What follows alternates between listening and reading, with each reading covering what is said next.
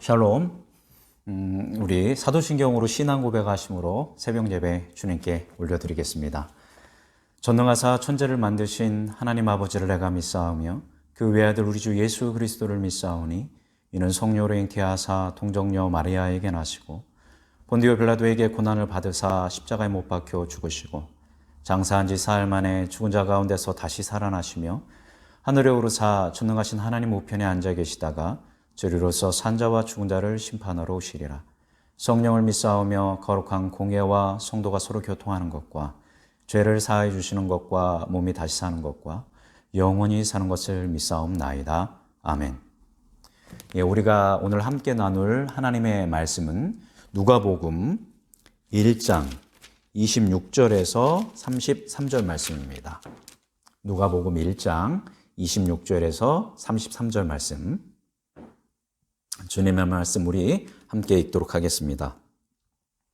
여섯째 달에 천사 가브리엘이 하나님의 보내심을 받아 갈릴리 나사렛이란 동네에 가서 다윗의 자손 요셉이라 하는 사람과 약혼한 처녀에게 이르니 그 처녀의 이름은 마리아라. 그에게 들어가 이르되 은혜를 받은 자여 평안할지어다. 주께서 너와 함께 계시도다 하니 처녀가 그 말을 듣고 놀라 이런 인사가 어찌함인가 생각하매 천사가 이르되 마리아여 무서워하지 말라. 내가 하나님께 은혜를 입었느니라. 보라 내가 잉태하여 아들을 낳으리니 그 이름을 예수라 하라. 그가 큰 자가 되고 지극히 높으신 이의 아들이라 일컬어질 것이요 주 하나님께서 그 조상 다윗의 왕위를 그에게 주시리니 영원히 야곱의 집을 왕으로 다스리실 것이며 그 나라가 무궁하리라. 아멘. 우리 이 말씀 따라 사는 동안 함께 찬양하겠습니다. 이 말씀 따라 사는 동안 지치지 않게 하시고 이 말씀 따라 사는 동안 주님 나라 이루소서. 아멘. 우리가 오늘부터 차차 보게 될 것인데요. 이 세례 요한과 예수님의 그 삶 그리고 인생은 굉장히 평행 구조로 이 누가복음에서는 기록되어지고 있습니다.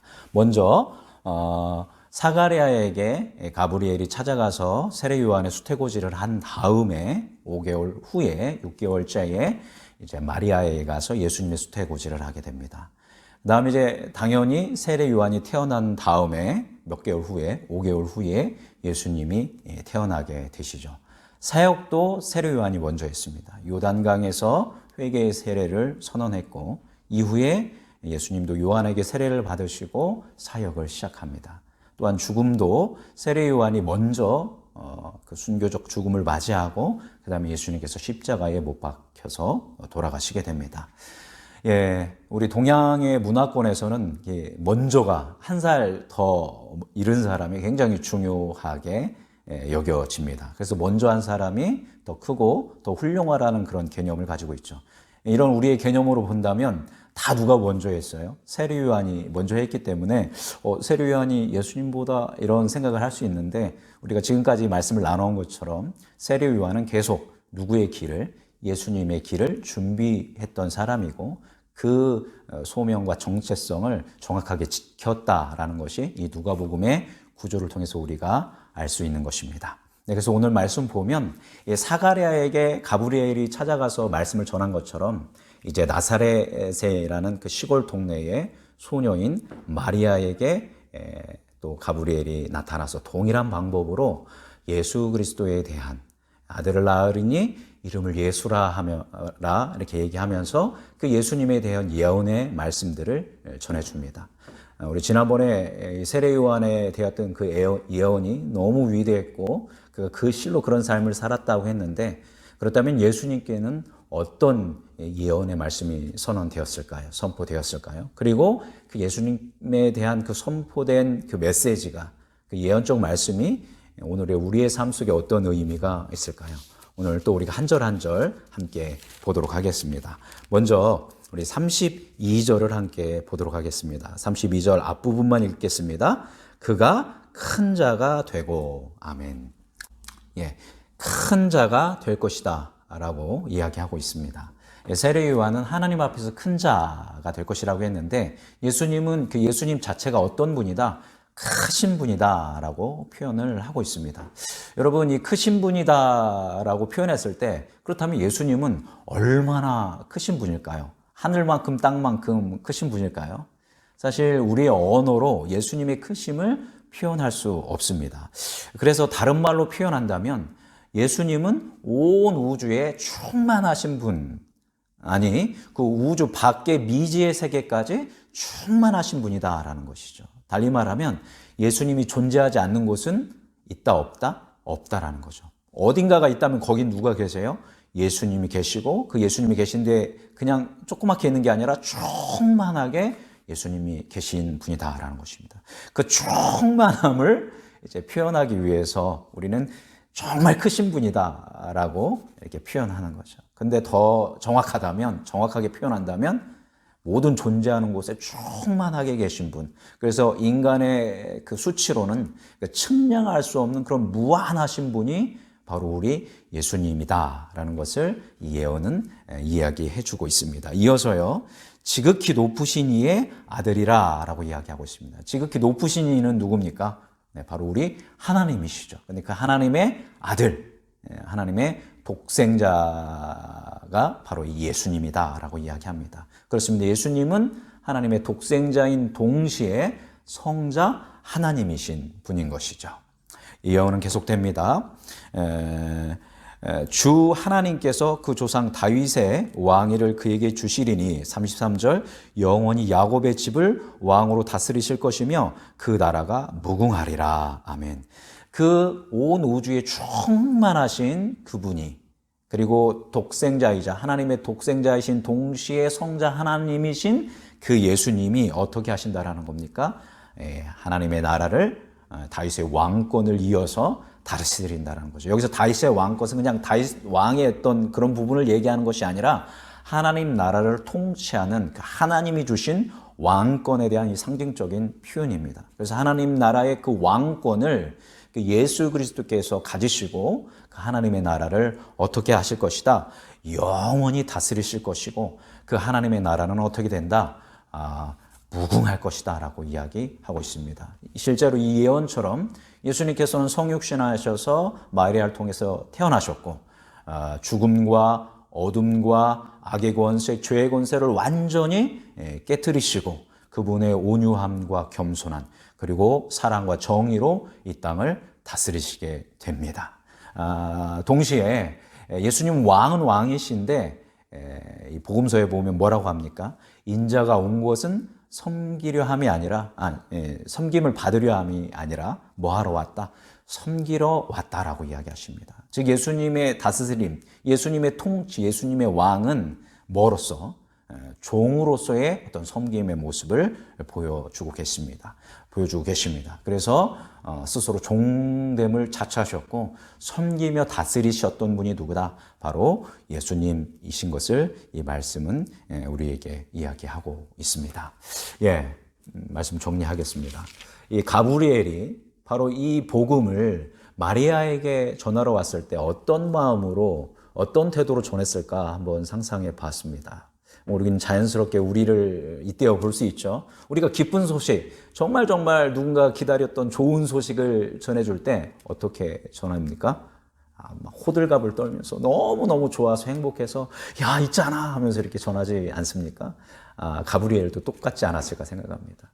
지금까지 인류는 너무나도 고통, 죽음, 죄, 악, 아픔, 절망 이런 걸로 가득 차 있는데, 이제 마리아야 너를 통해서 예수님이 오셔 하나님의 아들이시자 하느님이신 왕 중의 왕이신 섬기며 다스리시는 이 왕이 오셔서 어둠의 권세를 파하시고 너희들에게 자유와 구원과 영생을 주실 것이다 라고 증거할 때 너무너무 행복하고 즐겁게 선포했을 것 같습니다.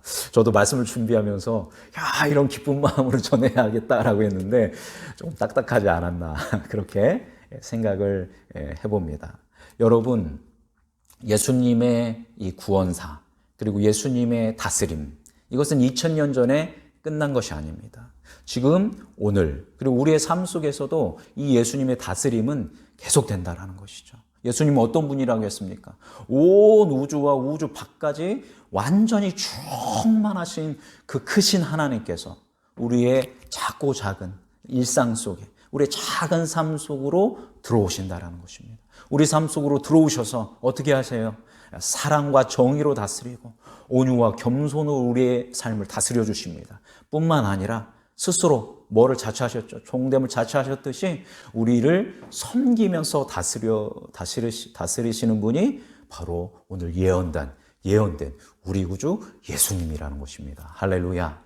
그러므로 여러분, 우리가 오늘 하루를 살아갈 때, 그리고 우리 인생을 살아갈 때 불안함과 걱정과 근심이 있겠지만 이 예수 그리스도를 통해서 우리는 소망과 희망을 품을 수 있는 것이고, 또 우리가 계속 반복되는 일상들 속에서 무료하고 이럴 수 있는데, 그런 모든 상황 가운데서도 이 예수 그리스도의 통치와 다스림을 통해서 감사하고 기뻐할 수 있는 줄 믿습니다. 그러므로 오늘 하루, 지금 여기에, 오늘 우리의 삶 속에서 역사하시고 다스리시는 예수님과 함께 기쁨의 삶, 섬김의 삶, 그리고 다스리는 삶을 사는 우리 모든 한 분 한 분 성도님들 되기를 간절히 바랍니다. 기도하겠습니다.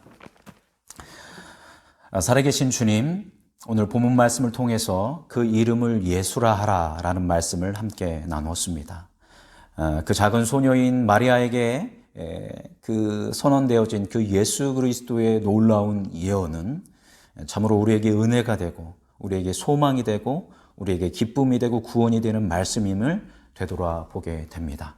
주님, 오늘 우리가 이 하루를 살아갈 때 그 크신, 그 충만하신 하나님께서 작디 작은 우리의 삶과 우리의 일상 속에 들어오셔서 우리를 바른 길로, 우리를 구원의 길로 이끄심을 우리가 기억하며 그것을 감격하고 감사하고 기뻐하며 살아갈 수 있는 우리 하루가 되게 하여 주시고, 우리도 예수님을 닮아서 정복하고 뭔가 힘을 쓰면서 살아가는 것이 아니라 예수님처럼 섬기며 다스리는, 사랑과 정의로 온유와 겸손함으로 주님 주신 권위를 가지고 다스리는 삶을 사는 이 하루 되도록 우리를 또한 이끌어 주옵소서. 그렇게 행하실 주님을 신뢰하며 사랑이 많으신 예수님의 이름으로 감사하며 기도드립니다. 아멘. 예, 오늘 말씀 붙들고 우리 함께 합심해서 기도하겠습니다. 그 크신 하나님 내가 알게 하여 주시고, 그 크신 하나님께서 내 삶에 들어와 계신 것을 내가 감사할 수 있게 하고 해주시고, 그것에 감사하며 기뻐하며 찬양하며 충성하며 또 섬기며 이렇게 우리가 하루하루를 살 수 있도록 우리 모든 성도님들 될 수 있도록, 그리고 이 땅의 모든 그리스도인들이 될 수 있도록 또 기도하고, 또 이 코로나 상황 가운데 전 세계가 너무 고통 가운데 있는데 전 세계에, 그리고 우리의 이웃들의 삶 가운데도 주님 오시고 우리를 통해서 주의 일들을 행해달라고 함께 합심해서 기도하도록 하겠습니다. 그리고 개인적인 기도 여러분 하시고 자연스럽게 주기도문으로 예배를 마치시면 되겠습니다. 기도하겠습니다. 그 이름을 예수라 하라라는 말씀을 나눴습니다. 예수님, 아버지, 그 예수님이라는 이름 자체가 자기 백성을 죄에서 구원하신다는 의미를 가지고 있음을 우리가 잘 알고 있습니다. 오 주님, 오늘도 우리의 삶 속에 들어오셔서 우리의 걱정과 근심과 두려움과 불안함, 그리고 무료함, 또 지침, 또 피곤함, 이런 우리의 삶 속에 들어오셔서 우리를 위로하시고, 우리로 하여금 일어나게 하시고, 우리로 하여금 새 힘을 얻게 하시고, 우리로 하여금 희망과 소망을 품고 믿음으로 나아갈 수 있도록 우리를 다스려 주셔서 주님 감사합니다. 주님, 간절히 기도하는 것은 아버지, 우리가 그 예수 그리스도의 본을 받아 예수 그리스도의 길을 따라 아버지 살아갈 수 있는 이 하루 되게 인도하여 주옵소서.